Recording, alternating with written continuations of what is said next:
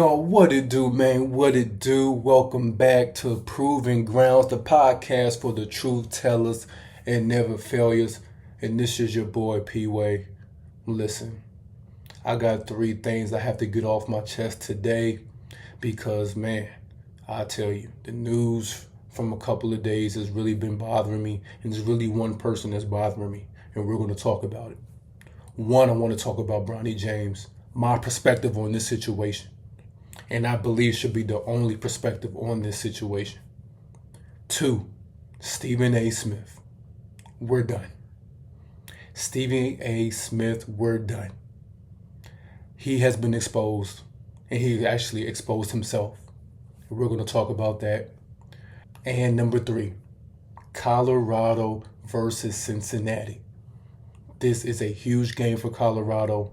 I mean, huge game, especially with a big recruit coming. I'm going to give you my preview on that game and tell you exactly how and why this is a big game and how I expect it to go. Let's get to it. Okay, now Bronny James. He had a solid high school career. I wouldn't say it was nothing special or spectacular, but from his high school career, he plays the game like a pro. For that gets him to USC. He goes to USC. He averages 4.8 points a game. But keep in mind, he did suffer a heart defect, and he almost lost his life. In the moment after the game, what will you remember most about tonight? Just going up to that scores table with my dad, checking in for the first time. That's a crazy moment I will never forget. I want to start there. When you're doing your analysis on these players and you're judging these players, you can't take away injuries and stuff that's actually happened. Those are contributing factors, okay? So it's one thing if he averaged 4.8 without the surgery, without the stuff that happened to him. No, he averaged 4.8 points, which I'm saying is not spectacular. We know that. But it was a miracle just to see him back, right? But the scouts, they've been seeing this guy for a long time. The colleges wanted him. They knew he was ready for that. The pros wanted him, okay? Based off of college, they weren't even worried about that. The fact that he got back healthy again was the main thing. When it came to the NBA draft, I need you guys to understand there were multiple teams that was interested in drafting him. He was selected by the 55th pick with the Los Angeles Lakers. But there were multiple teams. Emphasis on the S after teams. Multiple teams. That lets you know that he was going to get drafted regardless. Ain't never lie. You ain't never lie. You ain't never lie. You ain't never lie. So the notion that he shouldn't be in the NBA, that's washed. Because we had multiple teams that were lined up to draft him until his agent, Rich Paul, had to call teams and let them know, hey, the Lakers want him, obviously, to play with his father. Can you please seize your acquisition of Bronny James so that we can make this history so that he can come to the Lakers? They respected those wishes, and for them, they probably were just like, okay, that was playing whatever, but we got other. In the second round, there's so many picks at the poison. You're not really dead set on the guy in the second round unless it's a steal. He's not necessarily a steal. So they said, okay, cool. We're going to just let them have their moment and let this happen. So there it is. Bronny James is now a Laker. My perspective on that is simply, congratulations. There should be nothing else said. Congrats. You get to play with your pops in the league. That is bananas. Oh my God! Wow! They had the Griffeys at the game. You know who broke that barrier in baseball? Being the first 2 father and sons on the same team. Listen, anything outside of that is goofy time. Goofy time. Anything else on side of that. Anyone hating that he is on the Lakers, anyone saying that he doesn't belong there, anyone trying to take away from the moment, you are on goofy time. Period. Especially if you are a Laker fan. I need y'all to grasp this. It really pains me, especially if you're a Laker fan. Guys, if you're a Laker fan, There is a statue outside of the arena. This is why I'm a Laker fan, number one, because of this guy. And he's holding his daughter in that statue.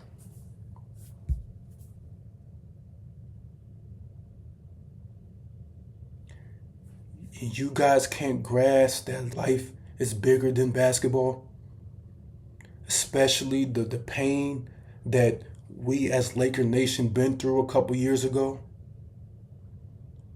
And you guys are judging a father bringing his son along and bringing him to the league. I need y'all to understand that how goofy you really sound, especially if you're a Laker fan.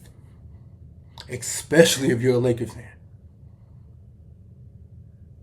The streets is still weeping from the loss of the late, great Kobe Bryant, his daughter, and the others that were with him that day. And y'all sitting here saying that LeBron James is goofy for bringing his son along. You have to open up yourself and realize how goofy that sounds. In this one. What? Bro, what are you talking about, man? Claiming nepotism as a bad thing in this situation. And it's not nepotism because Bronny was qualified. Like I said earlier, there were multiple teams.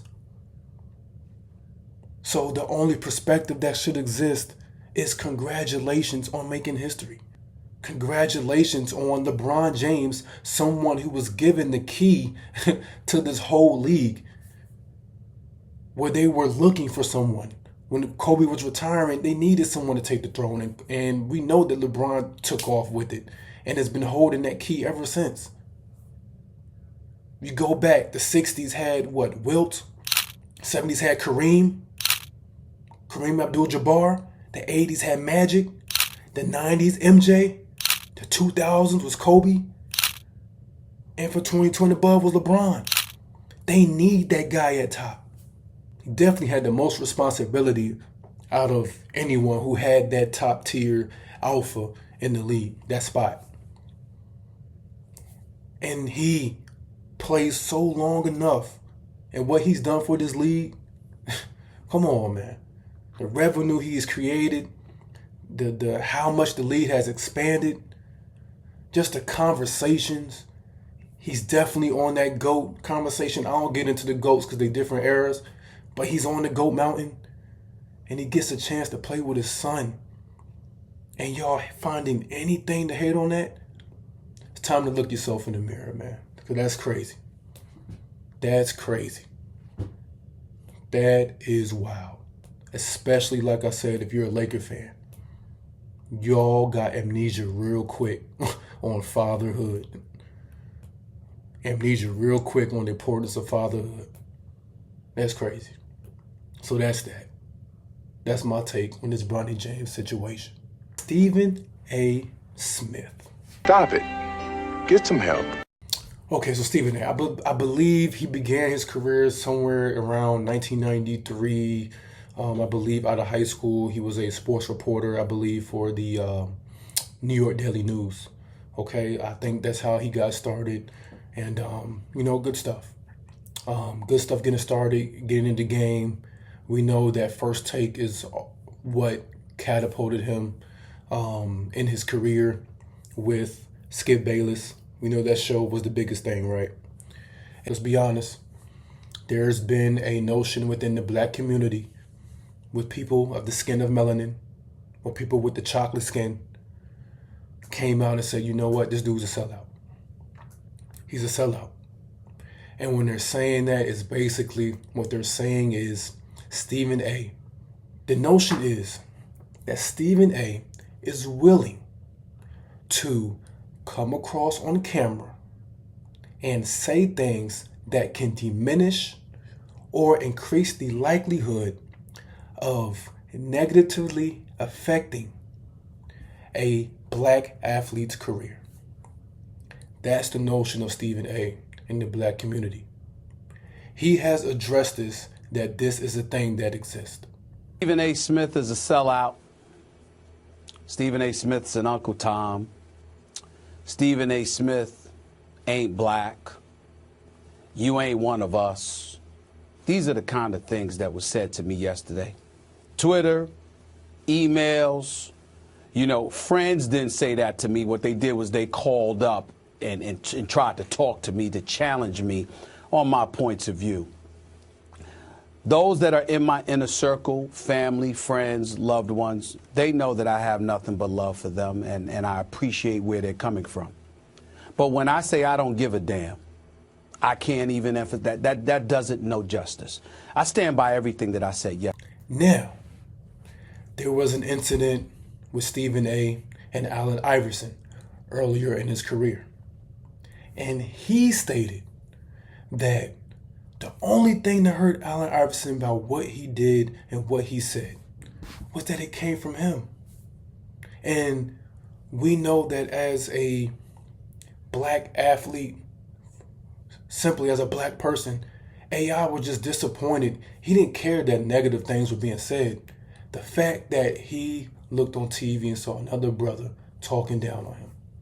He's like, look, man, I got so many other enemies. And for you to be the one,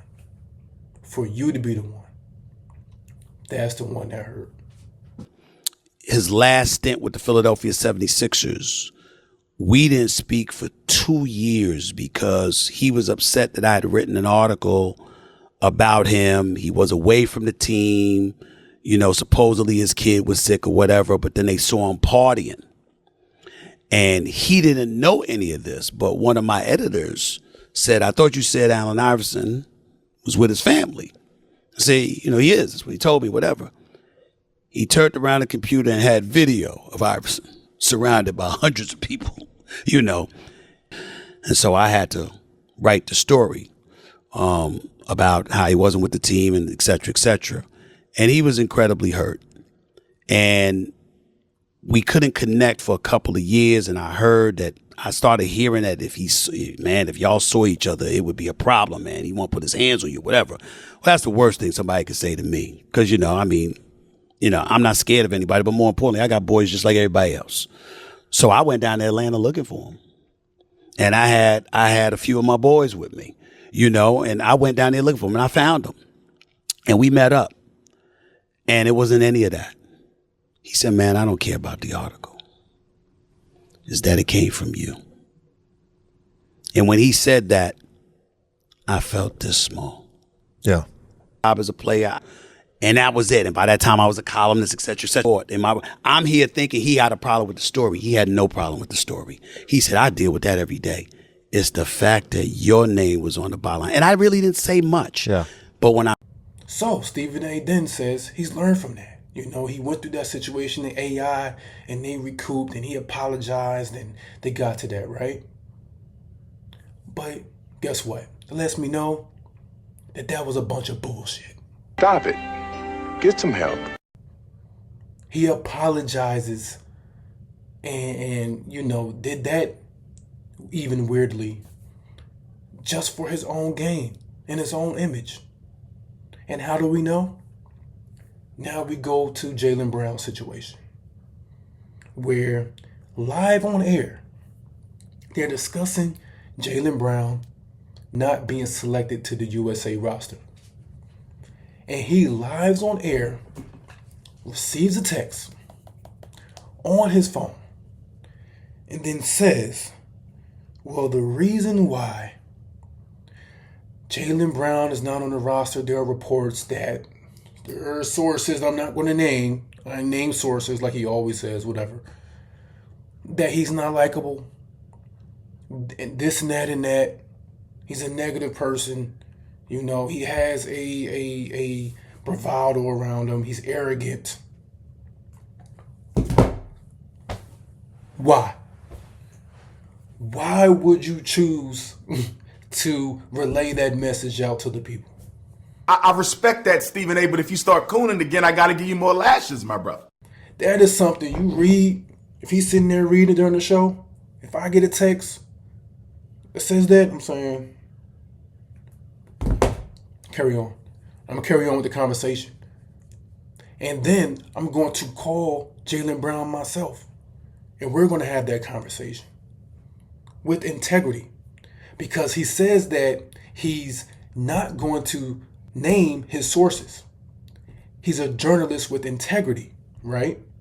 So you're not going to name your source, but you as a man are willing to put this negative connotation, this negative message out to the public that can potentially turn business away from this black athlete, especially Jaylen Brown, who's trying to create Black Wall Street. Matter of fact, I'm not even going to say trying, who's going to create Black Wall Street. I'll give my brother nothing but positive vibes. He's going to create Black Wall Street, and you're choosing because your loyalty remains with the unnamed sources, which is basically for your career, the views and the clicks. But you're going to put this negative message out, which has the potential to harm Jaylen Brown's career even more if he is being outcasted. Stop it. Get some help.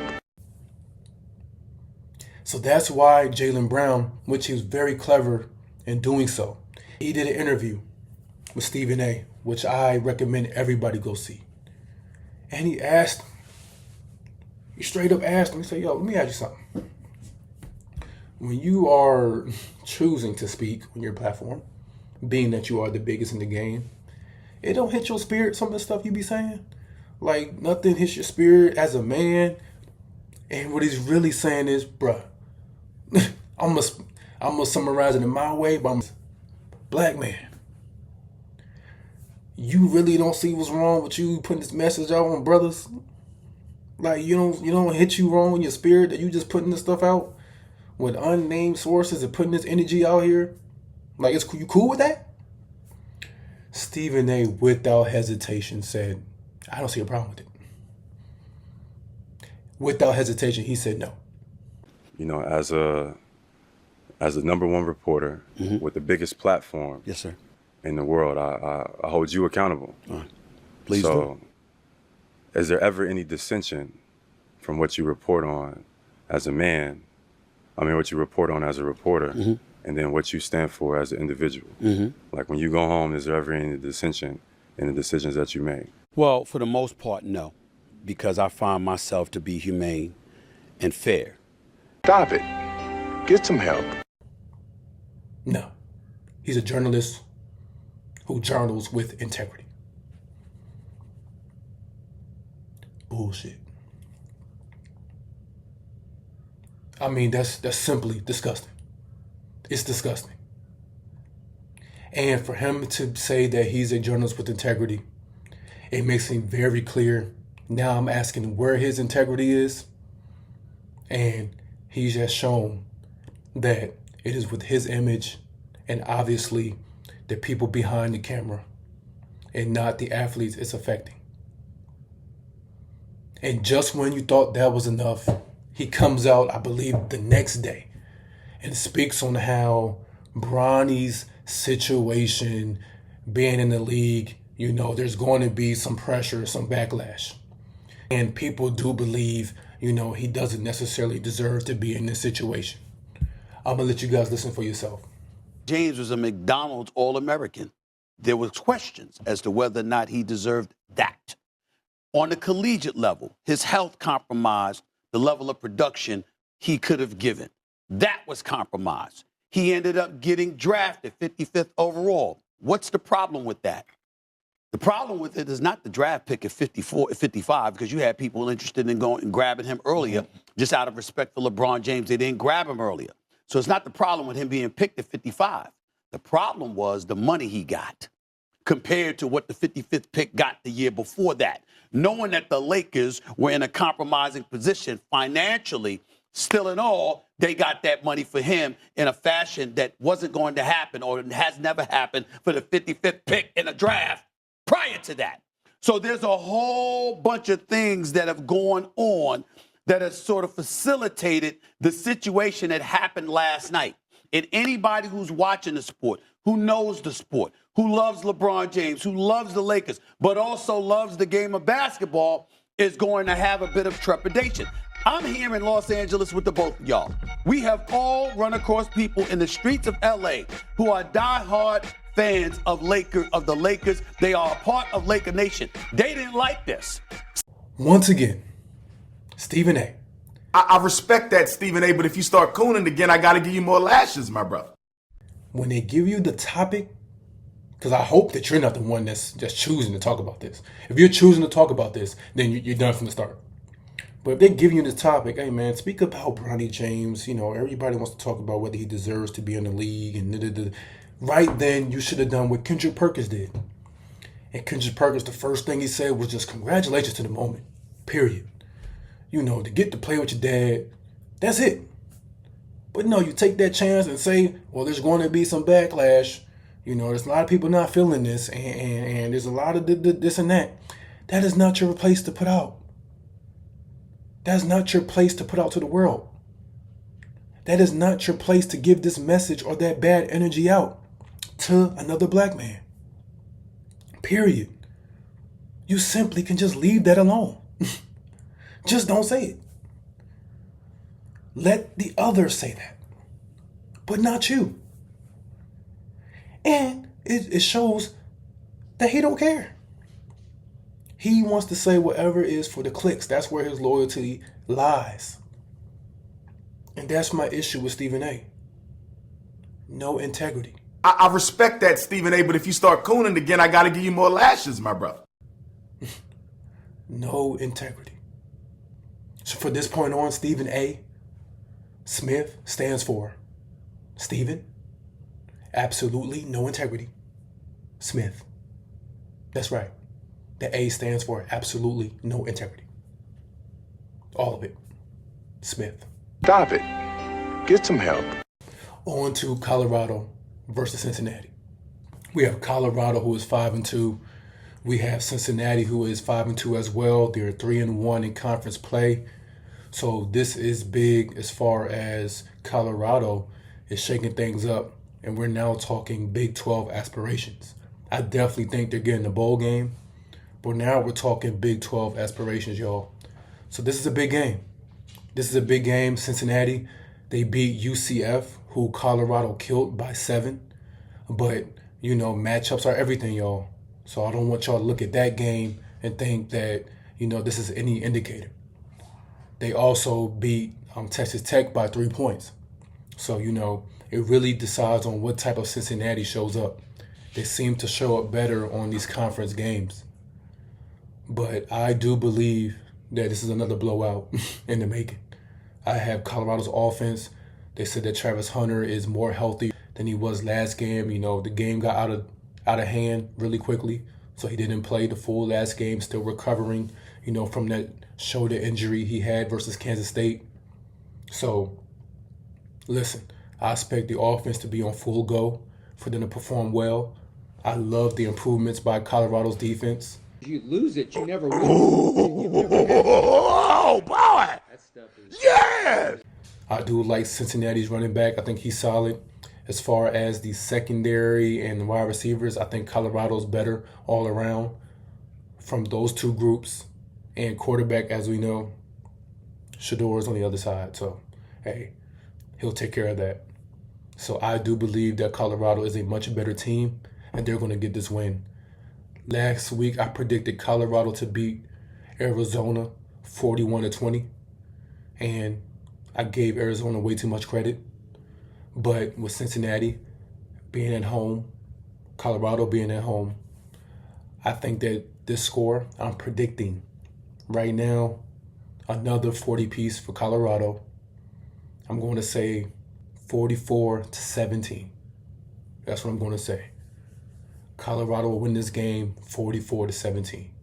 That we're coming, don't you? You got to feel it that we're going to be there. You got to feel it when you get in that stadium. You better get in there early because time to kick off consumes. Baby, we're coming. Do you understand it? I have another blowout in the making. All right. So what makes this game really big is that 5-star Julian Lewis will be in attendance at this game. Guys, I already spoke on in my previous video why this is important. This is the perfect replacement for Shedeur Sanders and the Colorado program going forward. Listen, there hasn't been a lot of recruiting news. There's going to be some flips coming. I'm telling you, it's coming. But you got to remember, Colorado is not huge as far as recruiting. They want a couple players at a couple positions, but they're really focused on getting a nice balance in the recruiting scene and then getting most of their players who are ready to go in this transfer portal because they're such an enticing team on the uprise. So just like they improved this year, I think in the transfer portal, there's going to be more interest from these big schools to come to Colorado. And that's why they need to win every single game. So any game that's winnable, that the teams that they're playing are not those top teams or rated teams, Colorado needs to win because this is just setting the tone for the future. Every game they win is increasing their possibility on getting a top recruit or a top transfer in the future. So this is a big game. And like I said, I expect Colorado to dominate. You lose it, you never win. Oh, boy! That stuff is... Yes! Well, guys, that has been my video for today. I do have a special announcement that's coming up soon. I got something in the works, something about a live show, weekly show, hint, hint. I can't wait. So listen, y'all, I appreciate you guys for tuning in. Go ahead and comment, like, share, and most importantly, subscribe to the channel, y'all. This is your boy P-Way with Proving Grounds, signing out.